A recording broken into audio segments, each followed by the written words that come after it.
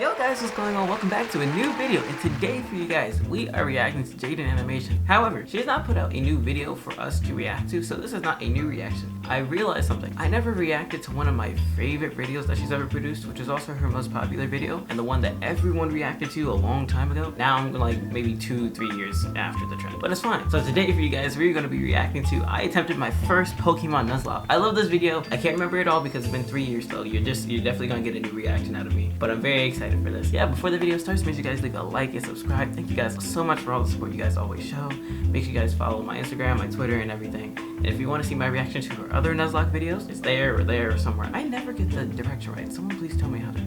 I think it's there. That being said, guys, yeah, we're just gonna get right into the video.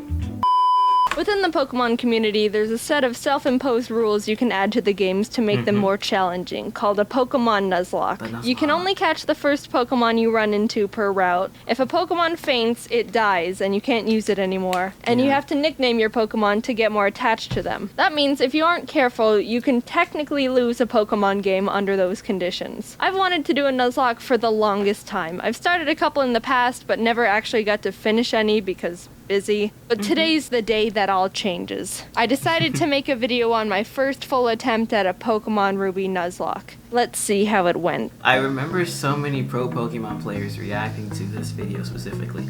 A lot of them had a lot of things to say, but I think the general consensus was they loved the video, and it definitely helped a lot of people out.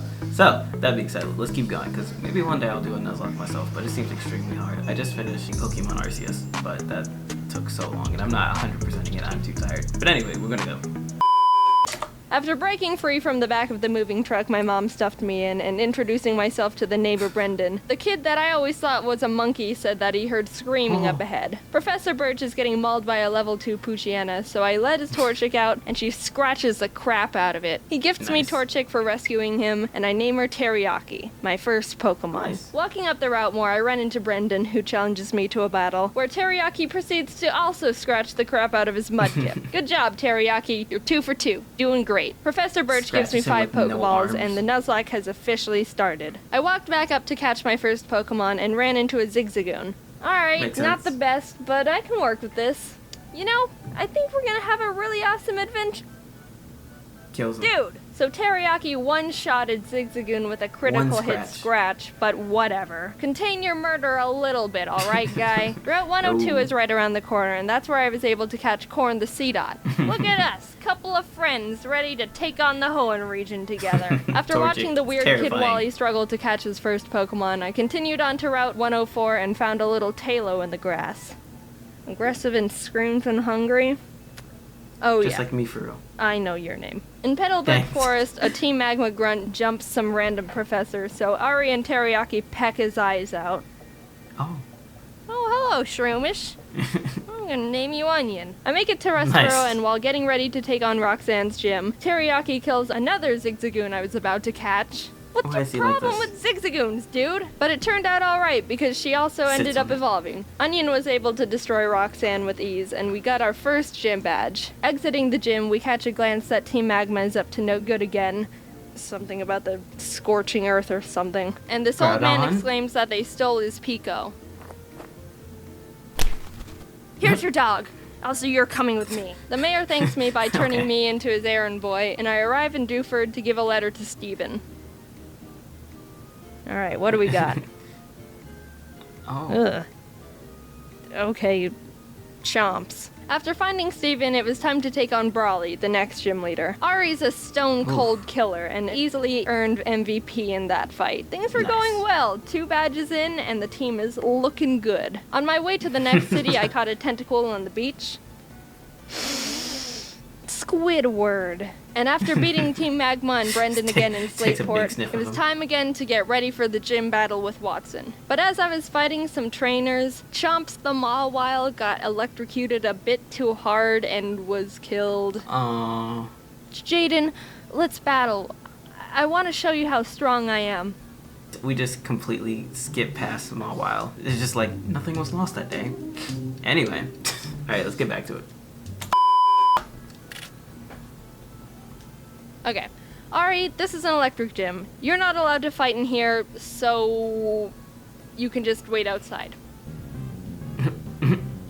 While battling the gym trainers, Onion evolved into Breloom, and together with Nice. Teriyaki, they were able to get another victory. They look Now we terrifying. were riding high. 3 gym badges in and no main casualties. With our massive confidence, we decided to take on the Win Straight family's challenge of beating all their family members. I had Squidward out front to get him some experience, but we ran into some troubles with Grandma.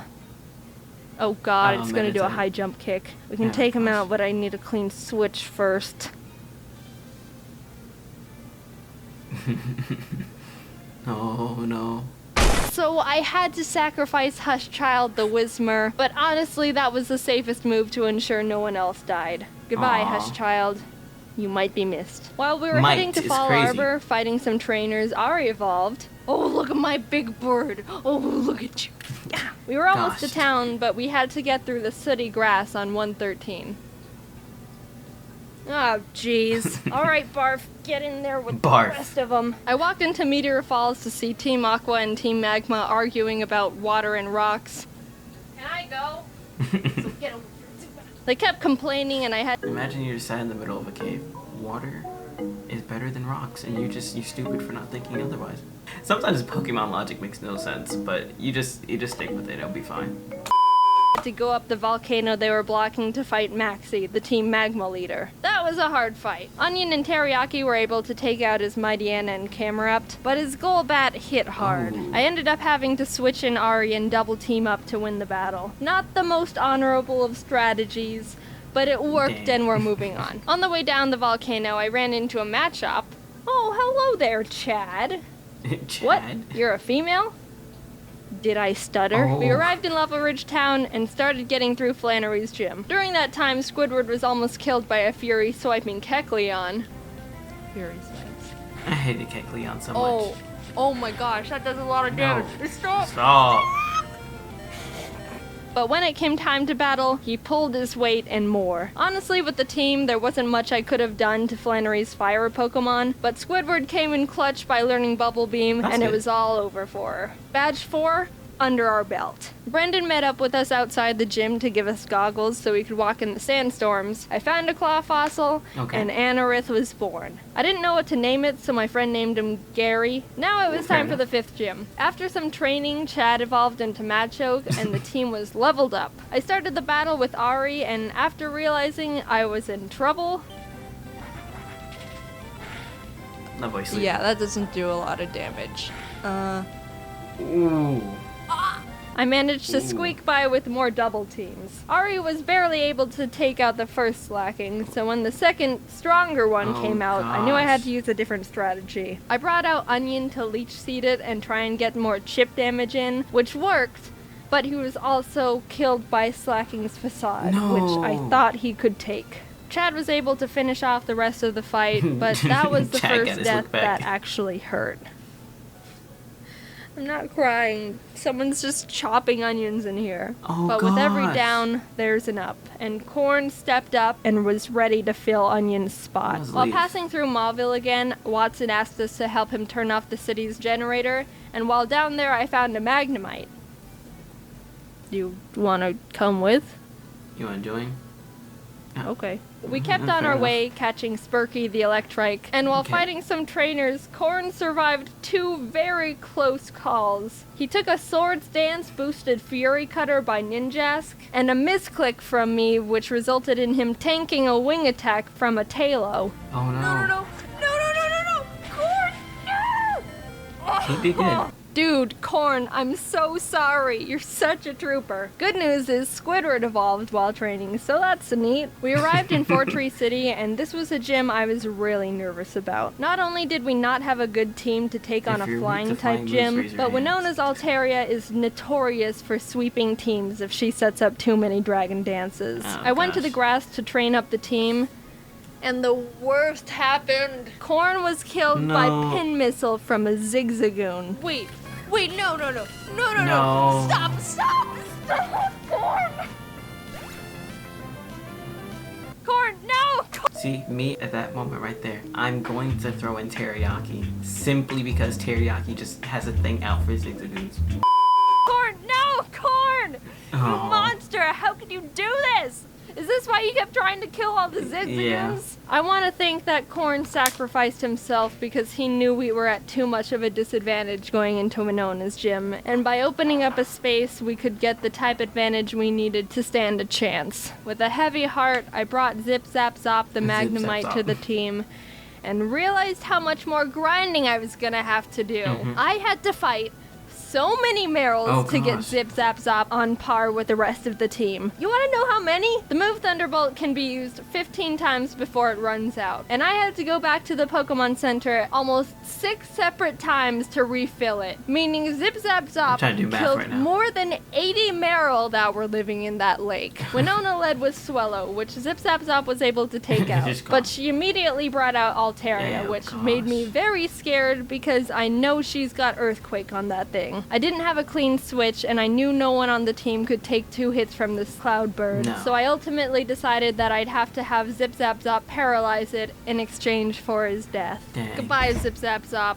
You weren't here for long, but your efforts will not be in vain. He lives! Oh my god! Somehow... Put him in the Hall of Fame. No, if you take a hit, if you get 1 HP, put him in the Hall of Fame. That is a Pokemon with guts. There was mindset, there was passion, there was aggression. Sorry, I gotta stop quoting things. Let's keep going. Zip Zap Zop lived the earthquake on 2 HP like a mad lad.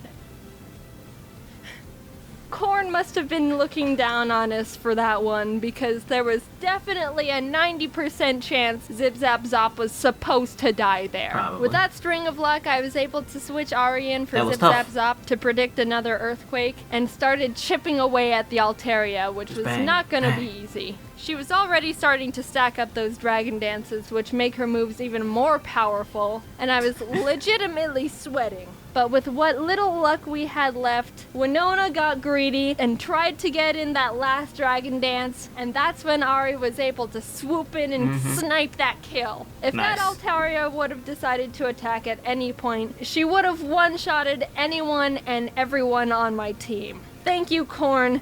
You shined your photosynthesis onto us. From there, I was able to heal up Zip Zap Zop and sweep the rest of her team. The 6th gym badge was ours.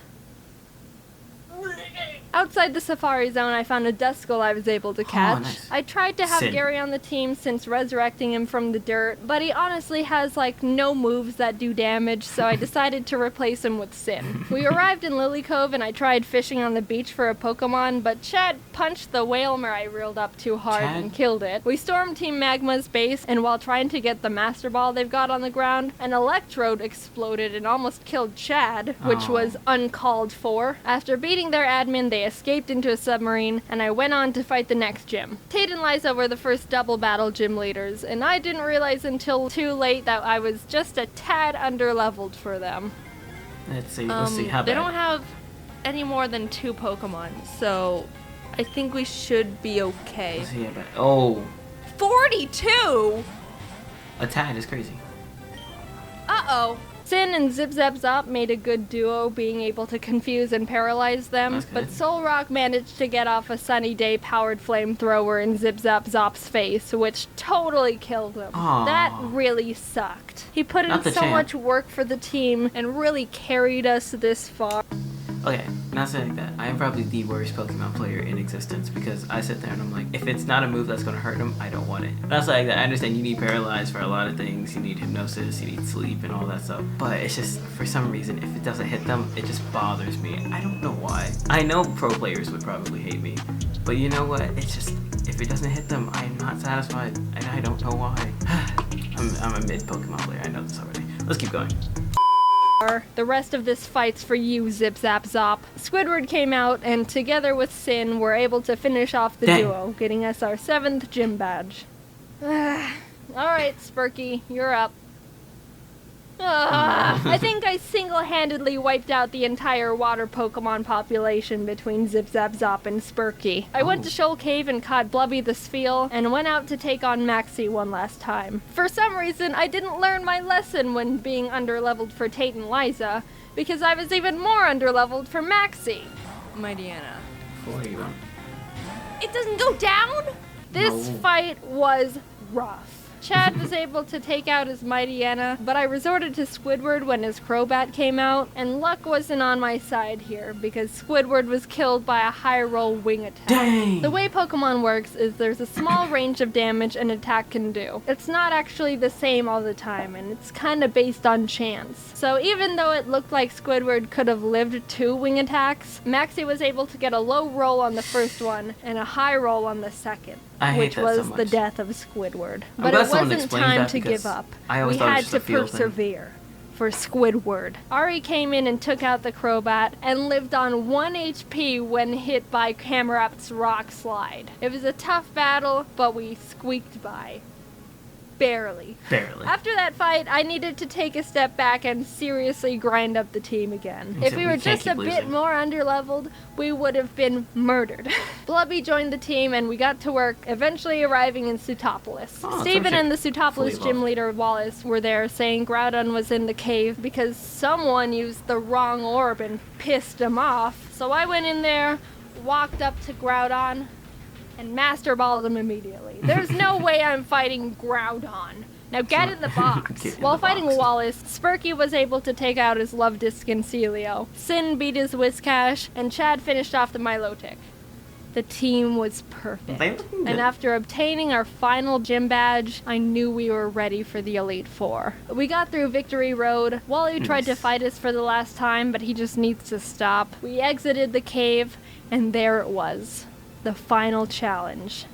Here we go. I always Sydney hated was the up Final Four. first, and honestly, he wasn't a challenge at all. Chad and Teriyaki were able to take care of his team with ease. Phoebe wasn't difficult either, with Sin and Blubby being MVPs. Glacio was a bit tougher. Teriyaki was able to take out her Glalie, and Spurky could handle her Celios, but her Walrein was the big problem. Walreins are thick, can tank a lot of hits, and can do a lot of damage. I would know, because I have one. I brought out Chad and she was able to get in a good amount of damage, but she was ultimately killed by Blizzard. No. Sin came out to try and confuse it, but it broke through the confusion and landed a Sheer Cold. Sheer Cold is a one-hit KO move. It has a 30% chance of hitting the target and will fail if the target Pokemon's level is higher than the user's. But even under all those conditions, it hit, and Sin was killed.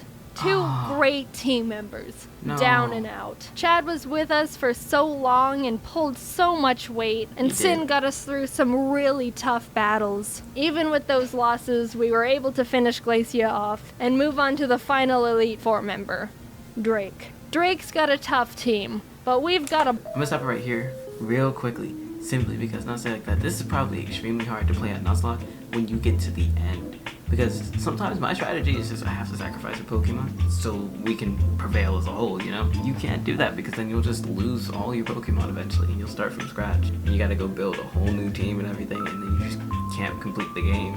So I don't know. This is really hard, and like it takes a lot more thinking than how I usually would play Pokemon. But that being said, we got a few more minutes left, so let's keep going. Blubby, and she wanted revenge for her fallen comrades. She ice beamed every single one of Drake's Pokemon. Nice. Just a straight up massacre. And with that, it was on to the last battle. Steven Stone. I was legitimately nervous. I led with Spurky to take out his Skarmory as quick as possible, and Blubby was able to take out his Claydol and Aggron, but then came his Metagross. This I hate might be Metagross. the end. Metagross is Steven's strongest Pokemon, so I needed to hinder it as much as I could before it started doing serious damage. I knew his Metagross had Earthquake, which would definitely take out most of my team, so I had to have Spurky Kamikaze to get a paralysis off. Dang. Blubby came out again, and after a lot of hard work, finally beat the Metagross by spamming Surf. Teriyaki was Okay. able to finish his Cradily, and his final Pokemon was Armaldo. Gary's final revenge for getting booted from the team. I Gary's- brought out Gary's like, I Blubby will get my because lick back. Teriyaki was pretty weakened, and after realizing she gets two-shotted by him, I knew she was gonna have to Nah. die. So with a heavy No, heart, no. Blubby pulled off her last Surf, getting Armaldo in the red, and was killed.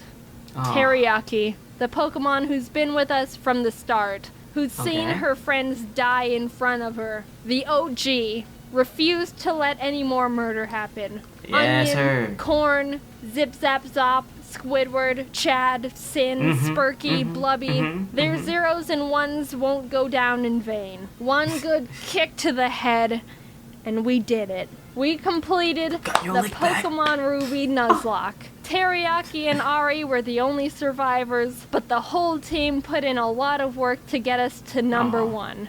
A cheers to the true Mad Lads.